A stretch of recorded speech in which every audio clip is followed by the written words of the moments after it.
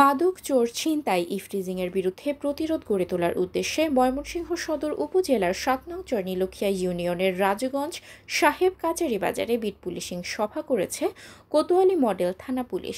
বুধবার ১০ সেপ্টেম্বর বিকেলে স্থানীয় আব্দুল কাইয়ুমের সভাপতিত্বে ও নোমান ইবনে লতিফের সঞ্চালনায় সভায় প্রধান অতিথি হিসেবে উপস্থিত থেকে জনসচেতনতামূলক বক্তব্য রাখেন কোতোয়ালি মডেল থানার ভারপ্রাপ্ত কর্মকর্তা মোহাম্মদ শিবিরুল ইসলাম।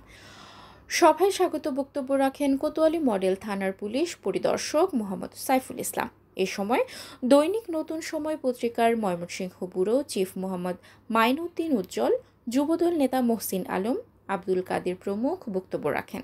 এছাড়াও কোতোয়ালি মডেল থানার এএসআই হুমায়ুন কবির সহ স্থানীয় গণ্যমান্য ব্যক্তিবর্গ উপস্থিত ছিলেন। ইন্টারন্যাশনাল ষড়যন্ত্রে যদি আমরা লিপ্ত না হই তাহলে আমাদের দেশের সমস্যা আমরাই সমাধান করতে পারি। নির্দিষ্ট কোনো ব্যক্তি এই দেশটাকে অস্থির করতে চায়, ছোটখাটো বিষয়টাকে আপনার ভাইরাল করে গুজবে কান দিয়ে সমস্ত মানুষকে উচ্ছৃঙ্খল করে তোলে, উত্তেজিত করে তোলে, তখন আমরা জেনে বুঝে অন্যায়ের রাস্তায় নেমে পড়ি। কিন্তু যারা এই দেশে দুর্গাপূজা করে, ঈদ করে, নানান ধরনের প্রোগ্রাম করে, তারা আমাদের দেশের সন্তান, তাদের ধর্ম তারা করবে, অর্থাৎ তাদের ধর্মের নিয়মে তারা ধর্মকর্ম করবে।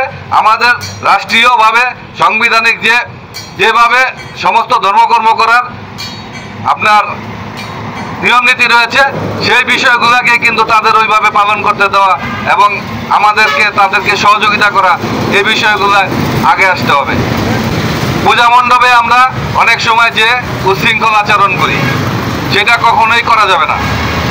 দুর্গাপূজার বিষয়টাকে নিয়ে আমরা আমার রাষ্ট্রকে কোনোদিন প্রশ্নের সম্মুখীন করতে চাই না।